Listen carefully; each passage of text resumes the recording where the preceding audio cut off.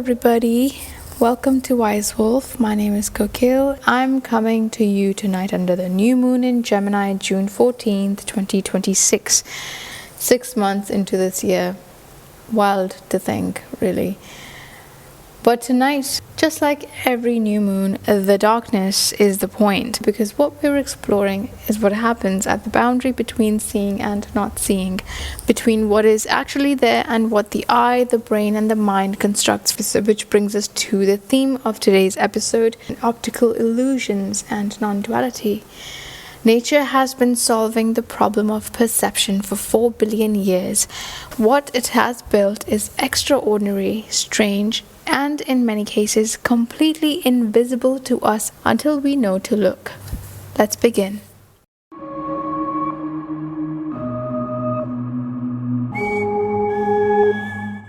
What is real and what is its reflection?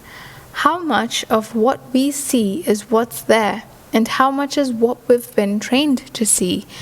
June 14th also falls close to the summer solstice, the longest day, arriving on June 20th or 21st, depending on your longitude. The sun is at its maximum. The sky is at its most light saturated.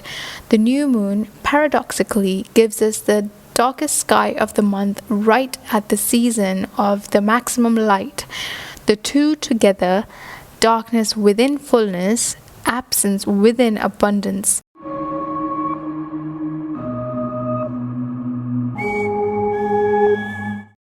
In the meadows and forests of the northern hemisphere tonight, fireflies are beginning their light language. Each species has a specific flash pattern, duration, frequency, interval, and each flash is a communication. The female responds from the grass below. The whole field becomes a conversation in light, species-specific, with each participant both broadcasting and reading at the same time. In the oceans, dinoflagellates, single-celled plankton, are producing bioluminescence in the waves. When disturbed, they emit blue light through a chemical reaction involving luciferin and luciferase on a dark beach near nutrient-rich water tonight. Breaking waves glow. The physics is the same as a firefly, the same as the deep-sea fish luring prey in total darkness. Life invented light multiple times, independently, in completely different lineages. In the rainforest canopy, morpho butterflies are flying in the sunlight, their wings producing an intense iridescent blue that has no blue pigment in it at all.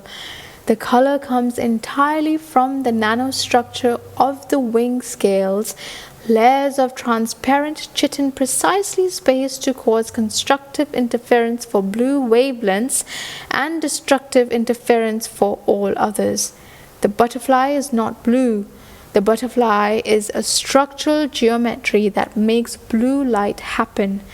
The color exists in the interaction between the wing and the light, not in either one alone. And in the ocean shallows, the mimic octopus is changing not just its color but its shape, flattening its arms to imitate a flatfish, spreading them to mimic a lionfish, flowing along the seafloor as a soul. It sees with its entire skin. Photoreceptors distributed across its body surface detect light and color directly, without routing the information through a central brain first. The octopus perceives with its body. It thinks with its arms.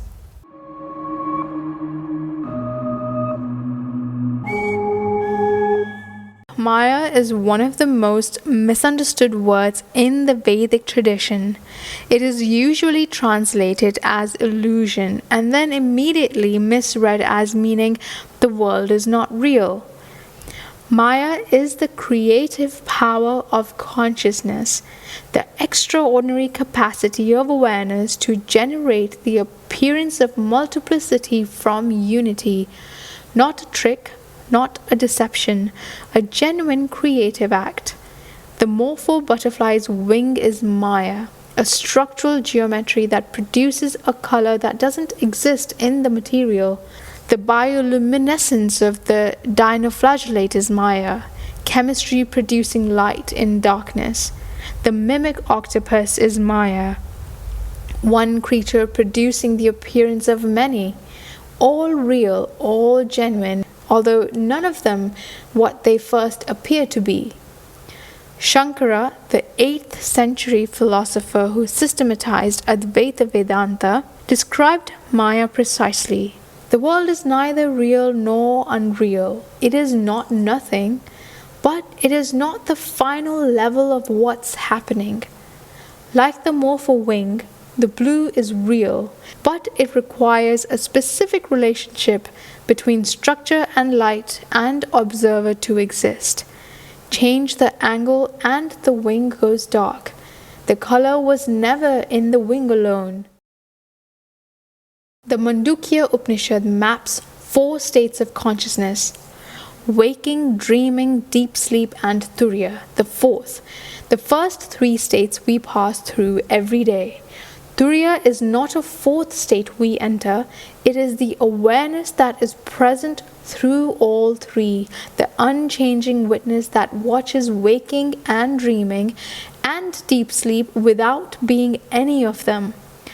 Like the sky that holds the weather, like the ocean that is present, including the ones that crash and disappear. And then there is pineal gland, a tiny pine cone shaped structure at the center of the brain, long associated in spiritual traditions with inner vision, with the third eye, with perception beyond the ordinary. In many reptiles, it is literally a photoreceptor sensitive to light through the skull.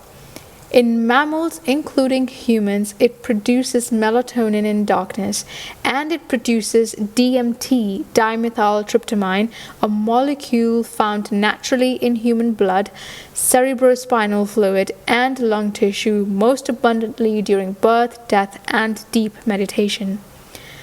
The body manufactures its own perception-altering chemistry.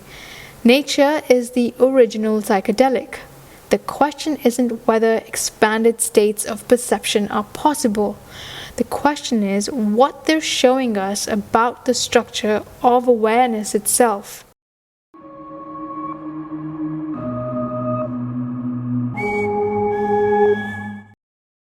The thing about all of this, the iridescence, the bioluminescence, the mimic octopus, the firefly's coded flash, none of it is decorative. Every optical phenomenon in nature is functional. The peacock's eye spot pattern triggers a freeze response in predators. The clear wing moth's transparent wings make it invisible in flight. The deep-sea anglerfish's bioluminescent lure exists specifically to attract prey into darkness. Nature uses light not to be beautiful, but to communicate, to survive, to deceive when necessary, and to find what it needs. Beauty in the natural world is almost always a side effect of function. The morpho wing is blue because blue is the hardest color for its predators to track. The bioluminescent wave is beautiful to us. To the dinoflagellate, it's an alarm. And this is exactly what the non-dual teaching is pointing at.